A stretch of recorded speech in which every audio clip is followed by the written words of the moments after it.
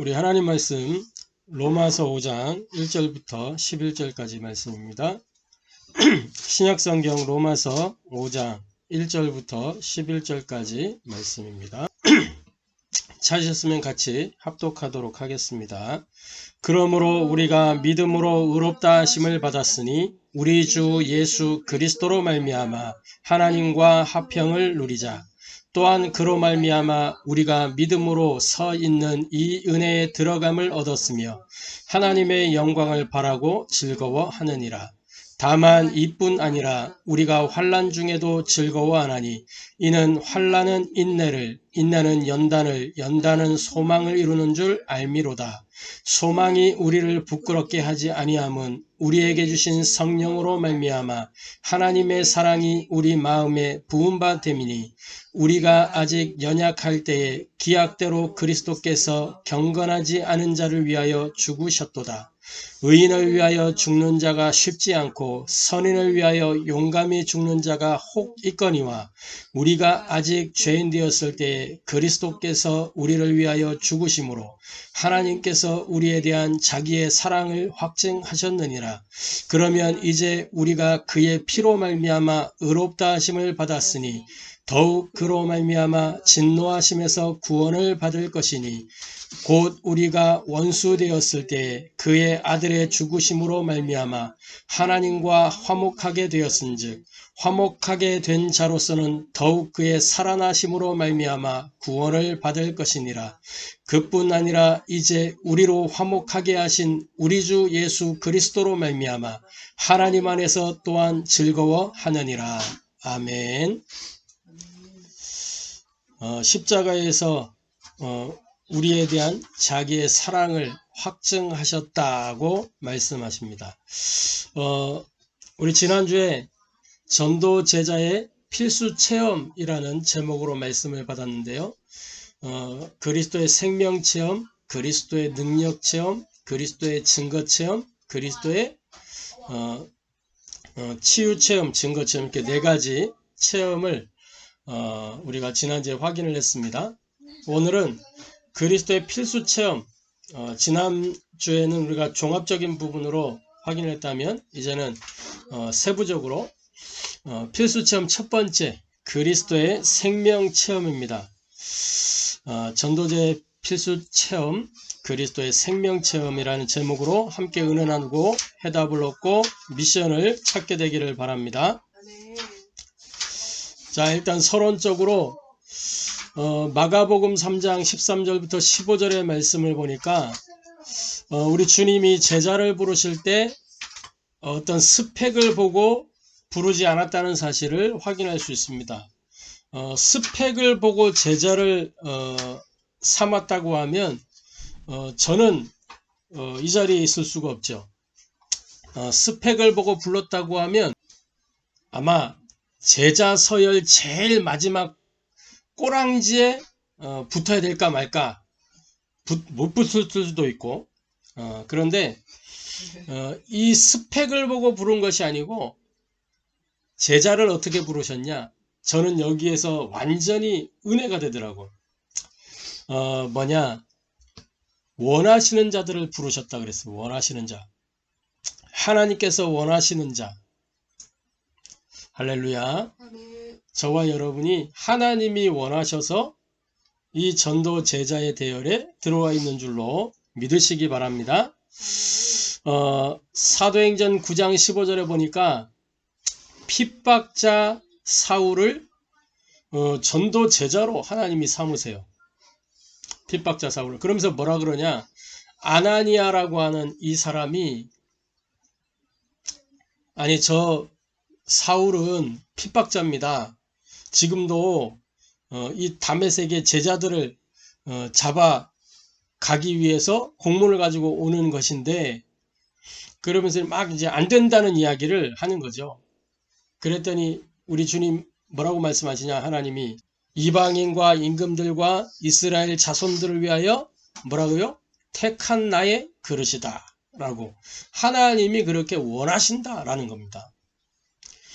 그 하나님이 원하시면 핍박자라도 전도 제자로, 저 무능자라도 전도 제자로 하나님이 원하시면 할렐루야. 그러면서 뭐냐, 하나님의 마음에 합한 자라는 것이죠. 하나님께서 원하신다는 것은 그 마음에 합한 자다라는 겁니다. 사무엘상 13장 14절 말씀해 보니까 뭐라고 돼 있냐, 이렇게 기록하고 있습니다.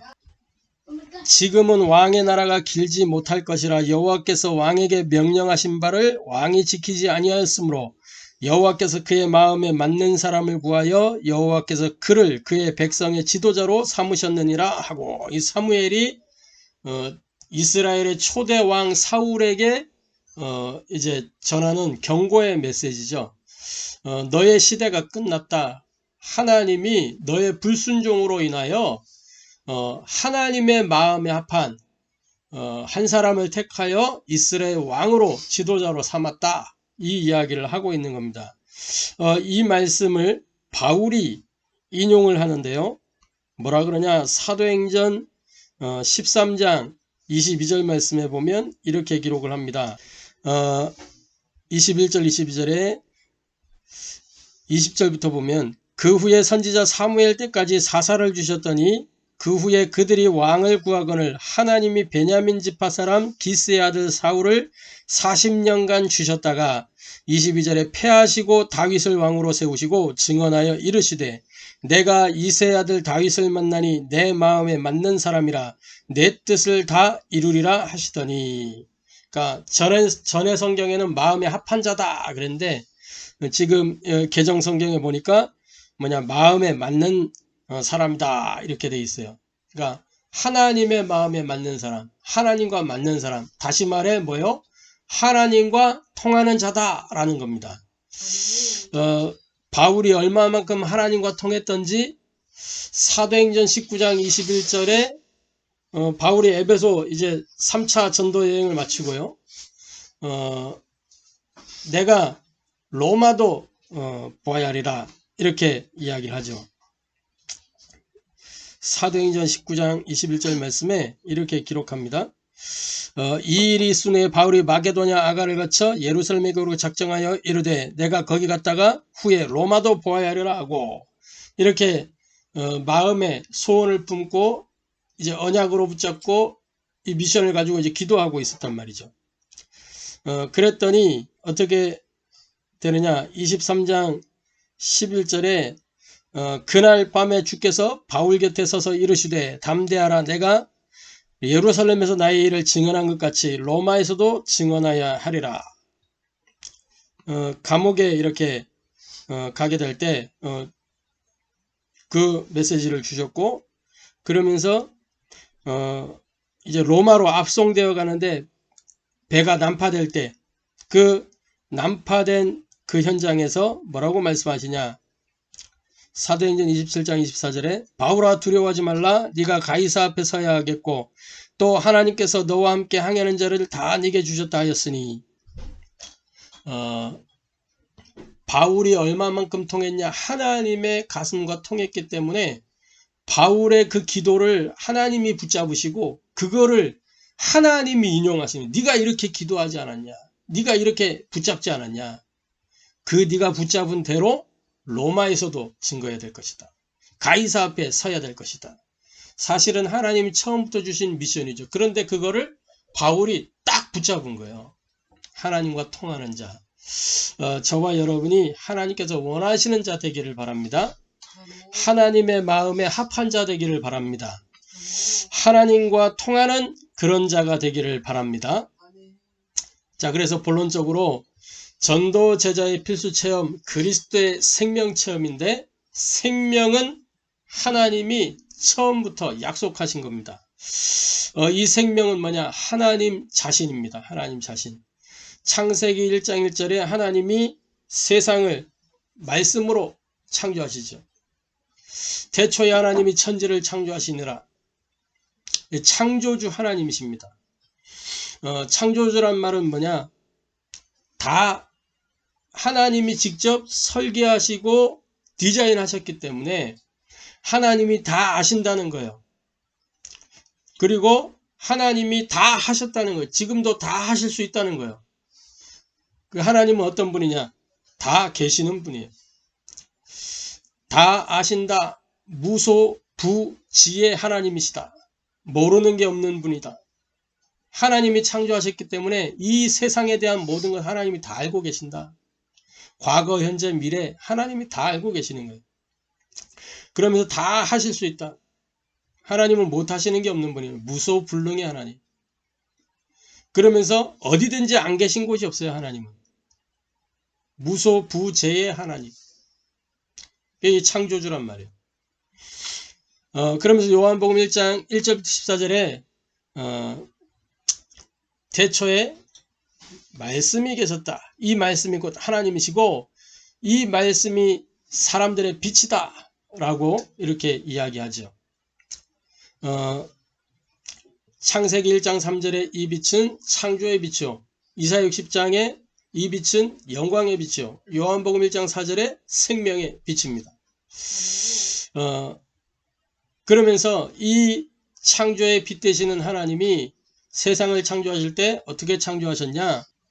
창조의 원리를 가지고 창조하셨어요. 공동체의 원리. 창조하실 때 하나님이 공동체의 원리로 창조하셨어요. 그래서 창세기 1장 1절부터 25절에 보면 나무는 땅에서 살도록, 물고기는 물에서 살도록, 새는 하늘을 날도록, 그 공중의 새라고 이렇게 딱 명하시잖아요. 공중의 새와 물속에 물에 있는 짐승들, 땅속에 뿌리 내리는 이 식물들.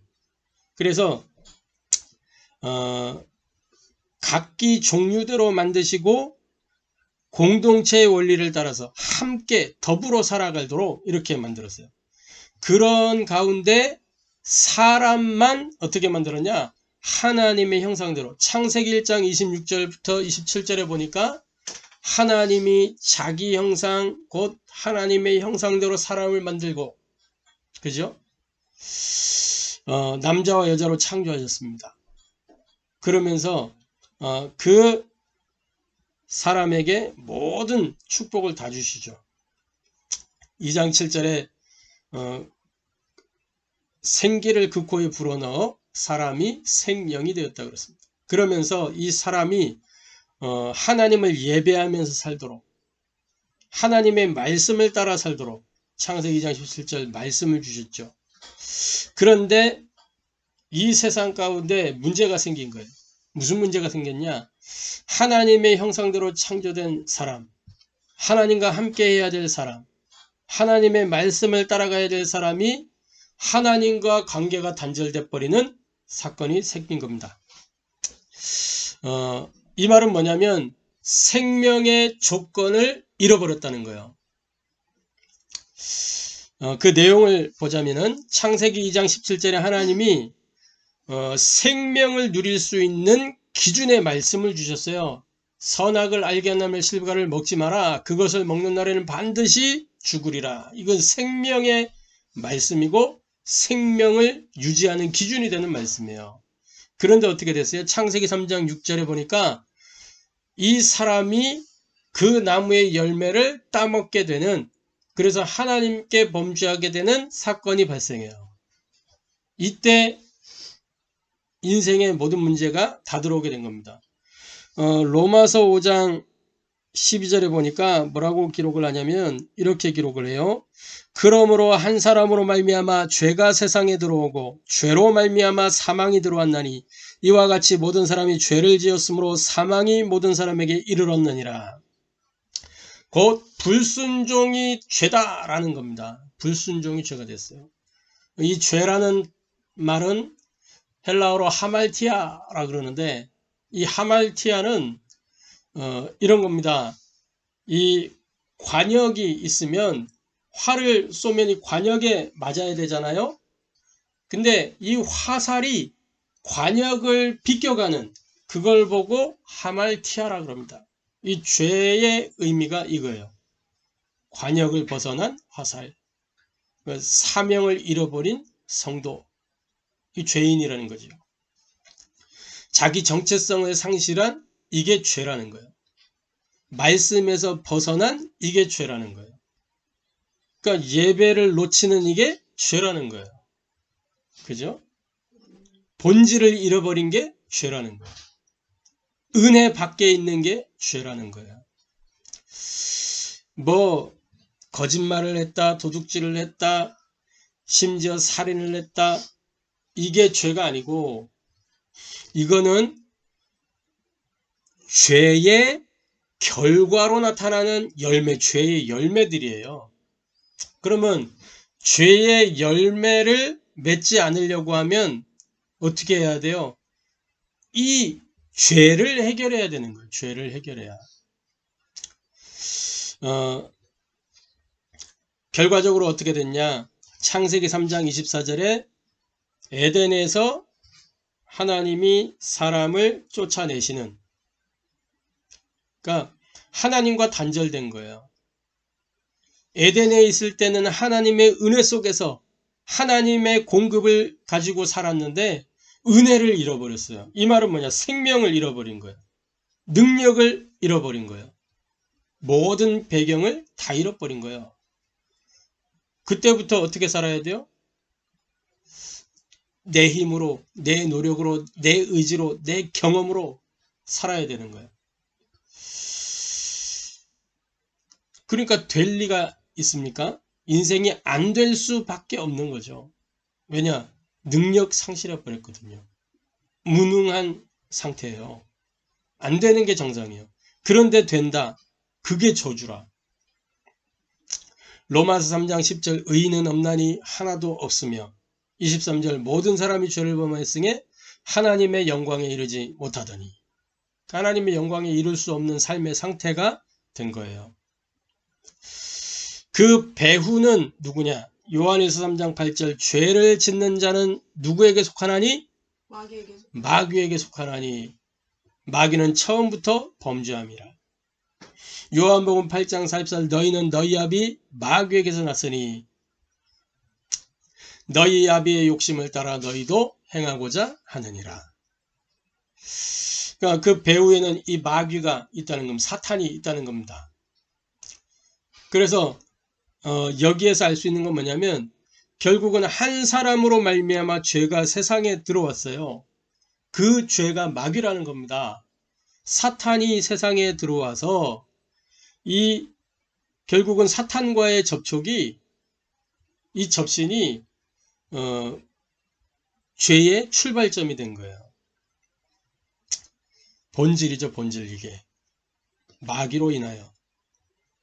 근데 그 책임은 누구에게 있냐? 마귀에게 있는 게 아니에요. 나에게 있는 거예요. 내가 마귀를 붙잡은 거거든요. 하나님의 말씀을 벗어나서 마귀의 말을 들은 거란 말이에요.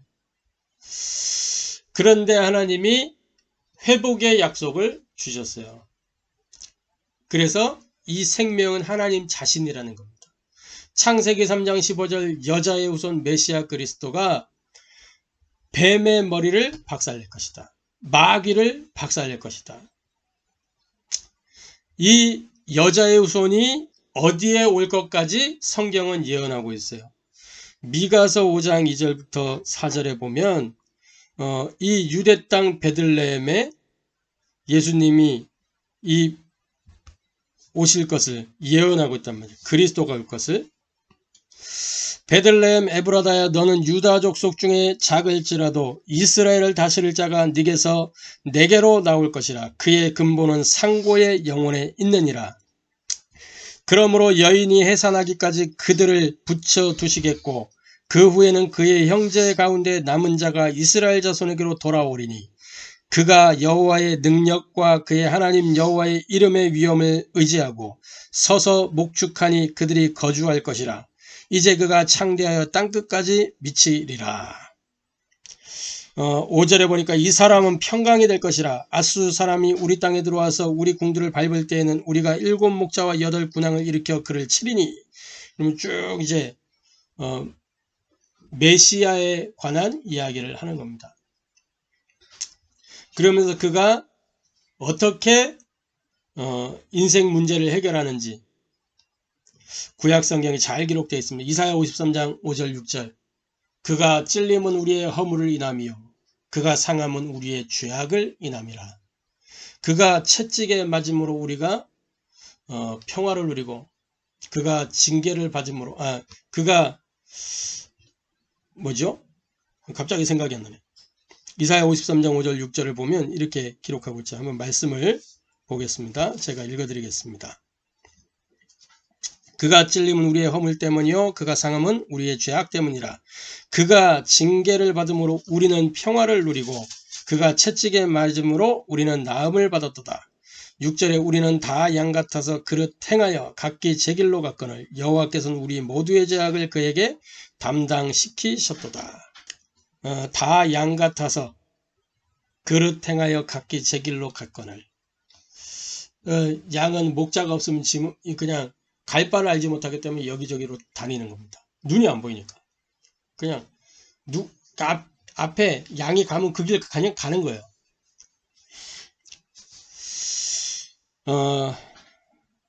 그 여호와께서는 우리 모두의 죄악을 그에게 담당시키셨도다. 아멘. 그러면서 이 인생의 문제를 십자가에 해결하시고 부활하실 것을 정확하게 예언하셨어요. 시편 16편 9절 10절에 뭐라고 되어 있냐? 이렇게 되어 있습니다. 이러므로 나의 마음이 기쁘고 나의 영도 즐거워하며 내 육체도 안전히 살리니 이는 주께서 내 영혼을 수월해 버리지 아니하시며 주의 거룩한 자를 멸망시키지 아니하실 것임이라. 그러면서 주께서 생명의 길을 내게 보이시니 주의 앞에는 충만한 기쁨이 있고 주의 오른쪽에는 영원한 즐거움이 있나이다. 그러면서 성령으로 역사하실 것을 말씀합니다. 요엘서 2장 28절에 말세에 내 영을 남종과 여종들에게 충만히 부어줄 것이다. 회복에 대한 약속을 다 하셨어요. 두 번째로 이 생명이 성취된 겁니다. 하나님 자신이 하나님의 말씀대로 이 땅에 육신을 입고 오셨어요. 그래서 뭐였냐? 하나님의 공의를 만족시키고 하나님의 사랑을 확증시키신 것입니다. 창세기 2장 17절에 정령 죽으리라 그랬는데 정령 죽으리라 한 그대로 예수님이 십자가에서 우리 대신 죽으셨어요. 온전히 죽으셨어요. 왜 그러냐? 로마서 6장 23절에 죄의 삭은 뭐다? 사망이다. 왜 그러냐? 레위기 17장 11절에 보니까 이는 육체의 생명이 피에 있습니다. 그래서 피를 흘려 죽음을 맞아야 되는 거예요. 근데 이 죽음은 그냥 죽음이 아니고 대속의 죽음입니다. 누구든지 사실상 자기가 죽어야 돼요. 그런데 대신 죽는 거예요. 죄의 삭을 대신 지불하신 거예요. 마가복음 10장 45절에 대속물로 내어주려 하십니다.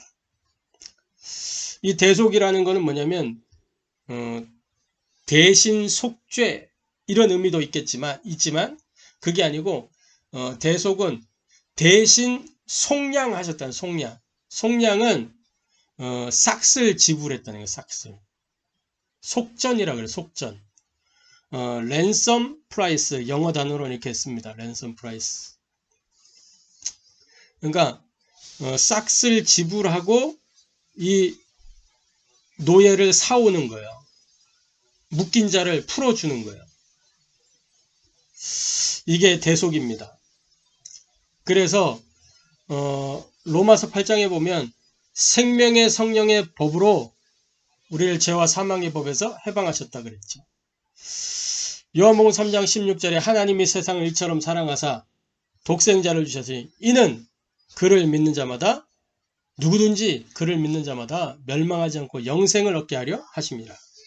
로마서 5장 8절에 뭐라고 기록하느냐? 이렇게 기록합니다. 우리가 아직 죄인이었을 때 그리스도께서 우리를 위하여 죽으심으로 하나님께서 우리에 대한 자기의 사랑을 확증하셨느니라. 그러니까 십자가의 죽음은 하나님의 공의를 만족하는 거예요. 왜? 무죄한 자가 이 죄를 대신하여 죽었다니까요. 오늘 우리가 봤던 로마서 본문에 기록하고 있잖아요. 그러면 이제 우리가 그의 피로 말미암아 의롭다 하심을 받았으니 더욱 그로 말미암아 진노하심에서 구원을 받을 것이니 우리가 원수 되었을 때 그의 아들의 죽으심으로 말미암아 하나님과 화목하게 되었은즉 화목하게 된 자로서는 더욱 그의 살아나심으로 말미암아 구원을 받을 것이니라. 우리에 대한 하나님의 사랑을 확증하시고 공의를 만족시키셨다. 요한복음 19장 30절에 그 사랑의 확증이 뭐냐? 인생의 모든 문제를 끝내는 거예요. 내가 다 이루었다. 무엇을 다 이루었냐? 그리스도의 일을 다 이루었다.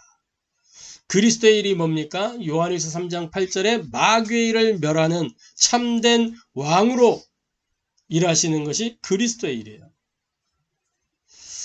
로마서 8장 1절 2절에 죄와 사망의 법에서 생명의 성령의 법으로 우리를 해방하시는 이것이 그리스도의 일이에요. 참된 제사장. 히브리서 9장 12절에 더 이상 양이나 송아지 필요하지 아니하고 자기 피로 단번에 영원히 우리를 죄에서 속하셨다 그랬어요. 히브리서 10장 20절 새로운 산 길을 내어주셨다 말씀하셨어요. 이게 그리스도의 일입니다. 참 왕, 참 제사장, 참 선지자, 이게 그리스도의 일이에요. 저와 여러분은 이 그리스도의 일을 가지고 그리스도의 대사로 현장에 가는 거예요. 할렐루야. 아멘. 그래서 이 그리스도만이 인생의 참된 생명입니다. 마태복음 1장 21절 23절 언약의 주인공이죠. 창세기 3장 15절에 약속대로 오셨어요. 여자의 후손으로. 이는 그가 자기 백성을 그들의 죄에서 구원할 자이심이라. 이름을 예수라 하라. 왜냐? 그가 자기 백성을 그들의 죄에서 구원할 자이기 때문에. 이 예수라는 이름의 의미는 구원자라는 의미가 들어있어요. 그래서 구약의 여호수아라는 이름이죠.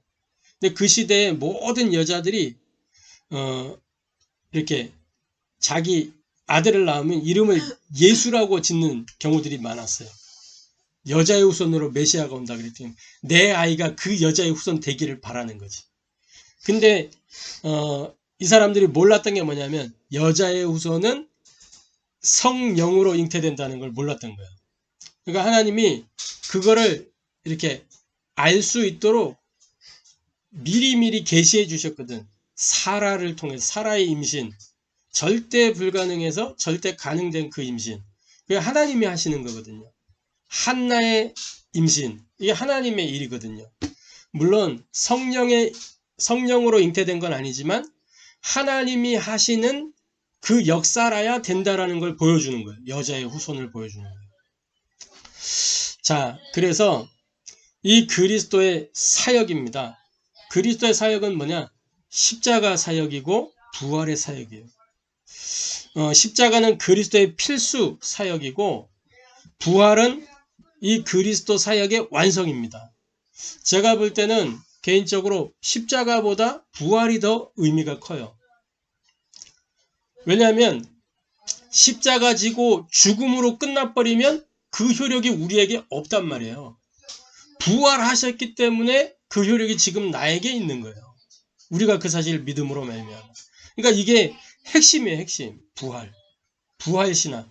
근데 오늘날 많은 사람들에게 뭐가 없냐? 부활 신앙이 없어요.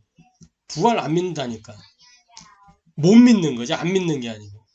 못 믿어요. 믿을 수가 없는 거예요. 과학적으로 논리적으로 이해 안 되거든요. 이 믿음이 없으면 사실은 창조 이거 못 믿게 돼 있어요. 부활에 대한 믿음이 없으면. 근데 창조에 대한 믿음이 있다. 부활도 믿어지게 돼 있어요. 결론적으로 시작을 못 믿으면 끝을 못 믿는 거예요.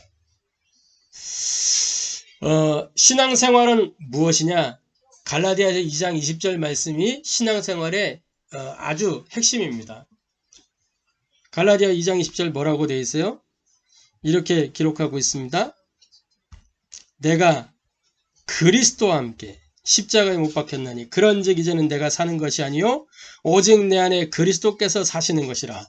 이제 내가 육체 가운데 사는 것은 나를 사랑하사 나를 위하여 자기 자신을 버리신 하나님의 아들을 믿는 믿음 안에서 사는 것이다. 할렐루야. 신앙생활은 뭐냐? 예수와 함께 죽고 그리스도와 함께 사는 것이다 라는 겁니다. 여기서는 그리스도와 함께 죽고 그리스도와 함께 사는 거다.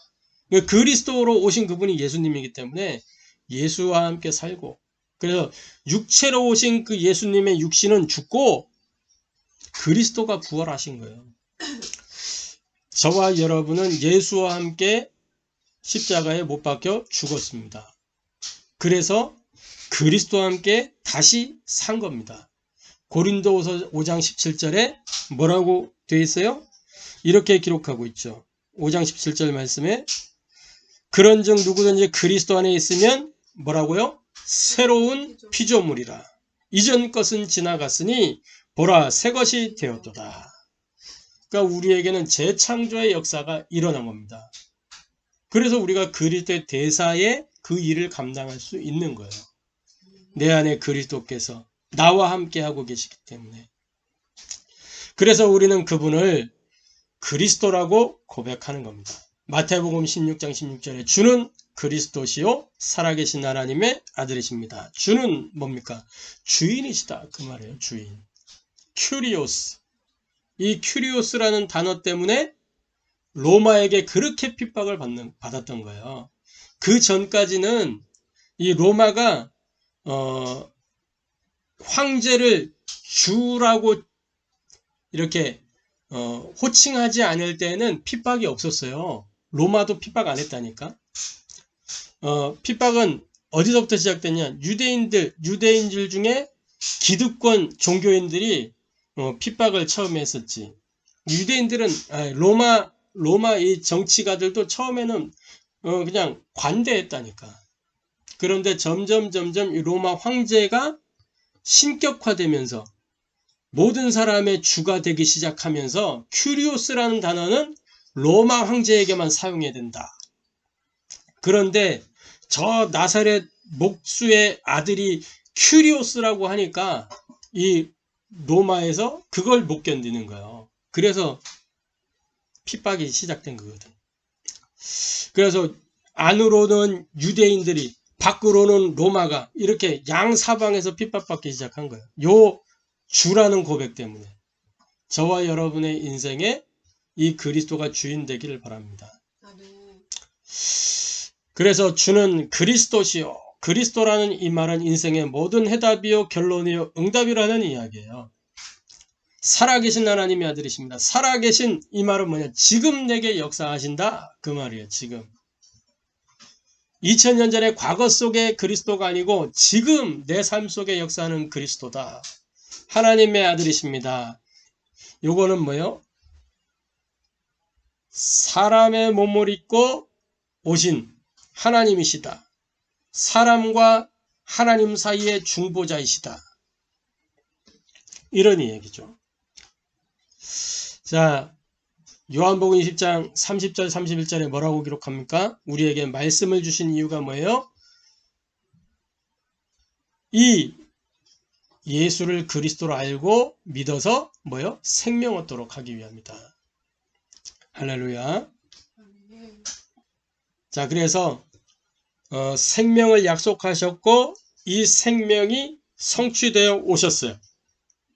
그렇다면 뭐만 하면 되느냐? 이제 생명을 체험하고 누리면 되는 거예요. 한번 맛을 보는 걸 보고 체험이라고 하죠. 이 맛이 지속되는 걸 보고 누림이라고 하는 거예요.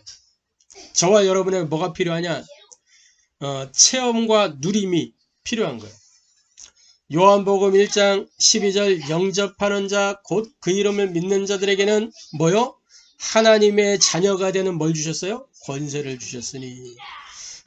하나님 자녀의 신분을 주신 겁니다. 창세기 1장 26절 27절에 잃어버렸던 하나님의 형상을 회복한 거예요. 신분 회복. 요걸 보고 뭐라 그러냐? 요즘 나오는 말로 보좌화의 축복이라고. 보좌화의 축복. 에덴의 모든 축복이 사실상 회복된 겁니다. 이걸 온전히 우리가 누려야 돼요. 은혜로 사는 인생, 이걸 누려야 된다니까. 로마서 8장 15절부터 17절에 양자의 영을 받아서, 고린도서 3장 16절에 하나님의 성령이 너희 안에 거하는 걸 알지 못하느냐. 너희가 하나님의 성전인 걸 알지 못하느냐. 성령의 내주. 그러면서 뭐예요? 우리는 어떤 신분이에요? 성령의 인도받는 신분. 빌립보서 4장 6절부터 7절에 아무것도 염려하지 말고 모든 일에 기도와 간구로 감사함으로 하나님께 아뢰라. 그리하면 너희 마음과 생각을 지키시리라. 우리의 생각과 마음, 그걸로 우리가 인생을 살잖아요. 판단과 선택, 행동, 이거를 인도하신다니까. 요거를 우리가 체험하고 누려야 되는 거예요. 요거를. 근데 대부분 판단, 선택, 행동을 어떻게 해요? 창세기 3장, 6장, 11장으로 하잖아요. 사도행전 13장, 16장, 19장으로 살잖아요. 그러니까 6가지 상태로 살 수밖에 없는 거예요. 우리는 어떤 신분입니까? 성령의 역사를 누리는 신분이에요. 요한복음 16장 24절 기도하면 응답받는 그 신분을 우리에게 줬어요. 응답의 자격이 뭐냐? 요한복음 16장 24절에 지금까지는 너희가 내 이름으로 구하지 아니하였으나 구하라. 그리하면 받으리니 너희 기쁨이 충만하리라. 그리스도의 이름을 부를 수 있는 사람. 관계입니다. 관계. 그러면서 요한복음 15장 7절에 내 말이 너희 안에 거하면 무엇이든지 원하는 대로 구하라. 이 말씀을 가지고 마태복음 6장 33절 하나님 나라의 일, 그 미션을 가지고 구하라는 거죠. 그러면서 1장 12절 영접하는 자 곧 그런 믿는 자들에게 뭐요? 자녀의 권세를 줬다고 그랬어요. 창세기 1장 28절 이 권세를 회복시킨 거예요. 이거를 요즘 나오는 말로 뭐라 그러냐? 시공간 초월의 능력이다 라고 하는 거예요. 히브리서 1장 14절 우리는 어떤 권세를 갖고 있습니까? 하늘의 천사들이 우리 심부름꾼이라니까. 심부름꾼. 말씀을 제 말이 아니고 성경에 있는 말씀이에요. 히브리서 1장 14절에 뭐라고 되어 있느냐?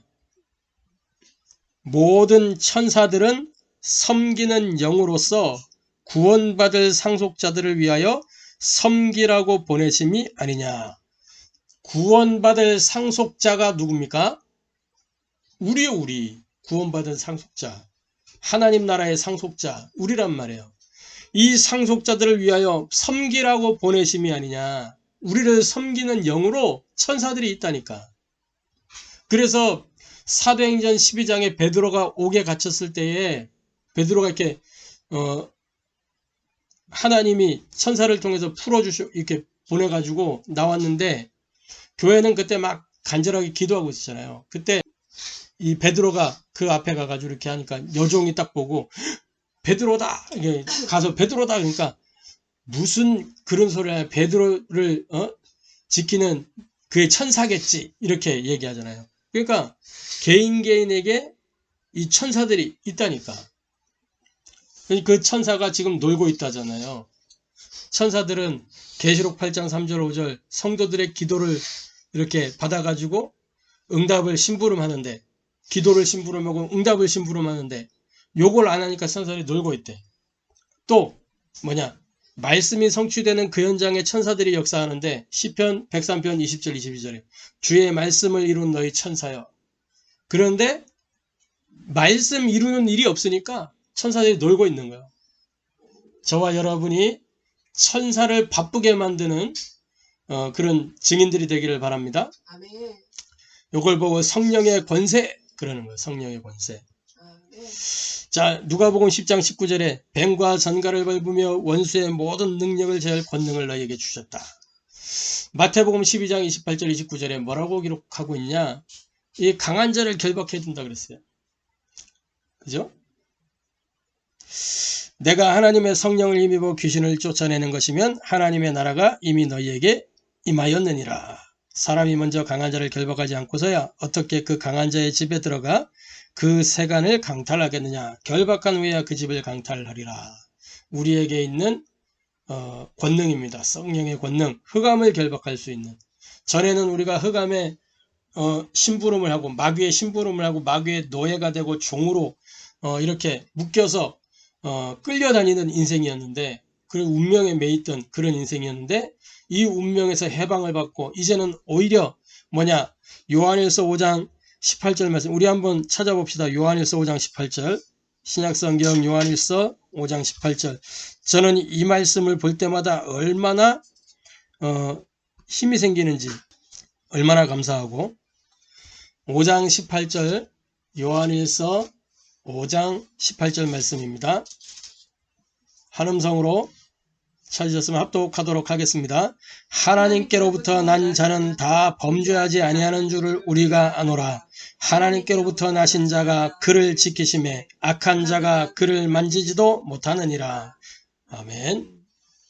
그러니까 그를 만지지도 못하느니라. 우리를 만질 수도 없다니까. 성령의 권능을 받은 것입니다.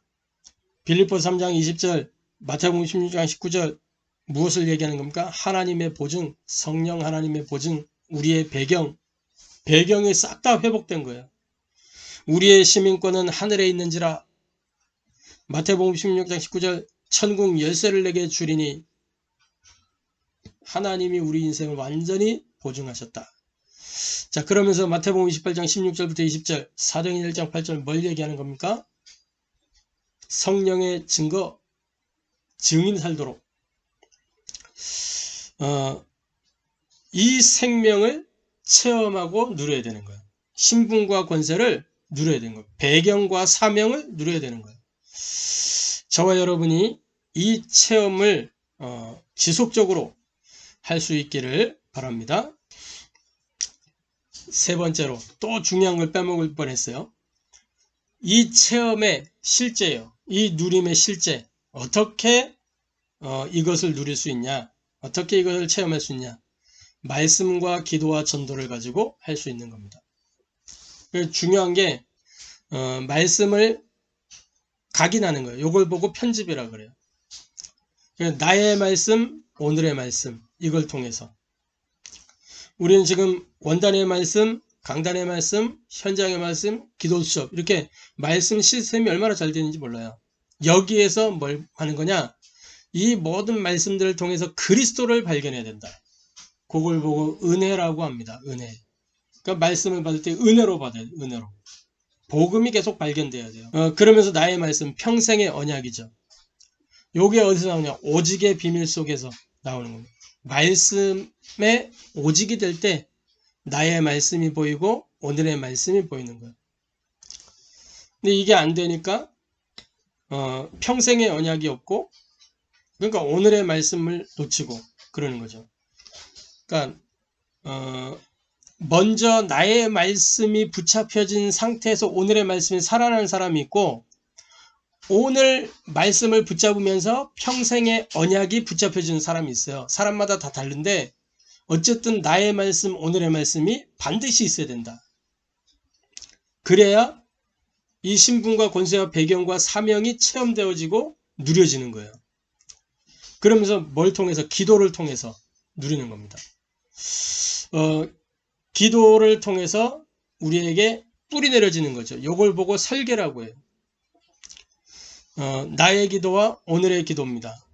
나의 기도는 뭐냐면 우리 시간과 기도하는 시간, 기도의 장소, 기도의 이 생활화가 돼야 돼요. 기도가. 그래서 기도의 루틴이 내게 있어야 되고요. 기도의 패턴이 딱 나의 패턴이 있어야 돼요. 그러면서 시스템이 딱 갖춰져 있어야 되겠죠. 그러면서 오늘의 기도입니다. 7가지 기도를 적용해서 오늘의 기도를 누리는 거죠. 어떤 분이 아마 칼빈인가 이렇게 루턴지 칼빈인지 정확히 기억이 안 나는데 이 기도는 노동이다 라고 그렇게 이야기를 했단 말이에요. 기도는 노동이다. 이 말을 오해해 가지고 기도는 힘든 거구나. 또 우리 한국 사람들 특히 기도에 대해서 누가 가르쳐 주지 않고 배우질 않으니까 모르고 하니까 힘들고 어려운 거예요. 금식하는 게 전부인 줄 알고 막 굶는 것부터 배우고 막 불 받는 이런 것부터 배우고 막 이러니까 노동이다. 그럼 그 말에 막 이렇게 하는데 그때 당시의 배경과 상황을 생각해 봐야 돼요. 이분들이 있을 때 노동이 어떤 건지. 노동은 곧 생명이고 삶이었어요. 그래서 기도는 삶이고 생명선이다. 저는 그렇게 받아들여졌어요. 삶이다. 그래서 생명선 두 가지가 있거든요. 하나는 육신의 생명선, 하나는 영의 생명선. 육신의 생명선 뭐예요? 유 목사님 말씀하듯이 호흡이 육신의 생명선이다. 맞죠? 육신이 호흡을 하지 못하면 결국은 숨 못 쉬면 죽는 거거든요. 이 영이 하나님과 통하지 못하면 죽는 거예요. 그걸 보고. 영적 죽음이에요. 그래서 영의 생명은 기도입니다. 그리고 전도죠. 전도는 체질입니다. 체질. 이걸 보고 디자인이라고 하죠. 나의 전도와 오늘의 전도입니다. 나의 전도는 하나님이 나에게 주신 하나님과 나의 이면 계약을 통해서 내게 있는 달란트, 이 전문성을 통해서 또 5 기초 속에서 나의 전도, 또 오늘의 전도는 내가 살고 있는 이 5 기초 속에 하나님의 뜻과 계획과 목적을 발견할 때 오늘의 전도의 응답을 누리게 되는 거죠. 그래서 꼭 뭡니까? 이렇게 오늘 막 영접을 해야 되고 오늘 막 이렇게 전도해야 되고 이게 아니라 그 속에 하나님의 계획과 목적과 뜻이 발견되어지고 그걸 두고 기도하고 그러면 시간표 따라 어떤 때는 전도지를 전달도 해보고 또 이렇게 복음을 제시해보고 그러면서 말씀 운동에 초대도 해보고 이렇게 하는 과정들을 통해서 이루어가는 일들이란 말이죠. 막 단박에 막 이렇게 하려고 목적을 두고 하는 게 아니란 말이에요. 하나님의 뜻이 뭐냐? 그러니까 어떤 경우에는 그 사람에게 필요한 그거를 채워주는 게 전도로 연결되기도 하고 전도는 현장의 필요를 채우는 게 전도입니다. 할렐루야. 현장에 가장 필요한 게 뭐예요? 그리스도예요. 그걸 채워주는 거예요. 그리스도, 하나님 나라, 성령 충만. 현장에 가장 필요한 거니까. 그래서 결론적으로 이 전도제자의 필수 체험에서 우리가 참고해야 될 게 뭐냐? 흐름과 시간표입니다. 사도행전 1장 8절에 예루살렘과 온 유대와 사마리아와 땅끝까지 이르러 내 증인이 되리라 그랬죠. 예루살렘 뭘 얘기하는 겁니까? 나의 24를 이야기하는 거예요. 나의 24. 요걸 보고 복음 체질화라고 합니다. 어떻게 복음이 체질화되죠? 계속해서 은혜 회담 미션을 누릴 때 복음이 체질화되는 거예요. 온 유대는 뭡니까? 교회 24입니다. 유대에 뭐가 있죠? 유대 땅에 거기가 하나님의 언약이 성취되는 현장이에요. 유대. 기도 생활화를 이야기하는 겁니다. 7가지 기도를 누리는 거죠. 그러면서 사마리아는 뭡니까? 현장 24를 이야기하는 거예요. 특히 성경의 전도, 현장에 가장 우리가 누려야 될 게 성경의 전도를 누리는 거죠. 성경의 전도의 핵심은 메시지와 메신저와 전략입니다. 전략은 성경대로 메신저, 누가 이 복음의 말씀을 전달하느냐, 선생이 전달하느냐, 증인이 전달하느냐, 이게 다른 거거든요. 그래서 메시지, 율법을 전달하냐, 신비를 전달하냐, 복음을 전달하냐. 우리에게는 완벽한 복음이 있죠. 이 복음의 말씀을 증인으로 전달할 때 그것도 성경대로 전달하는 겁니다. 그러면서 땅끝까지 이르러 내 증인 237 치유 서밋을 이야기하는 거죠.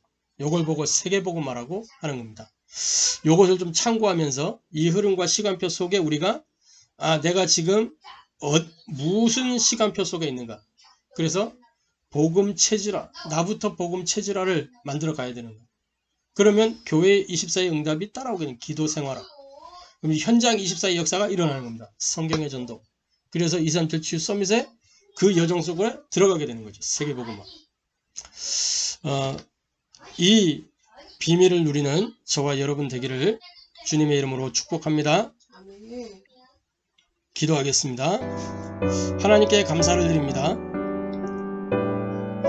전도 제자의 필수 체험 이 그리스도의 생명 체험이라는 말씀을 통해서 우리에게 가장 먼저 무엇이 체험되어지고 누려져야 되는지 말씀을 통해 확인합니다. 하나님이 언약하신 대로 생명 되신 그리스도로 오셔서 우리 인생의 모든 문제를 단번에 영원히 조금도 모자라지 않고 충분하게 해결하셔서 지금 우리 안에 영으로 함께 계시는데 현장에 나와 함께 계시는 이 그리스도의 비밀을 증거할 수 있도록 우리 각 사람에게 성령으로 역사하여 주옵소서. 말씀과 기도와 전도의 비밀을 가지고 오직 집중 지속으로 누리면서 증인으로 전도자로 제자로 설 수 있도록 역사하여 주옵소서. 흐름과 시간표를 정확하게 보고 인도받을 수 있도록 우리의 영적 상태를 축복하여 주옵소서. 살아계신 주 예수 그리스도의 이름으로 기도하옵나이다. 아멘.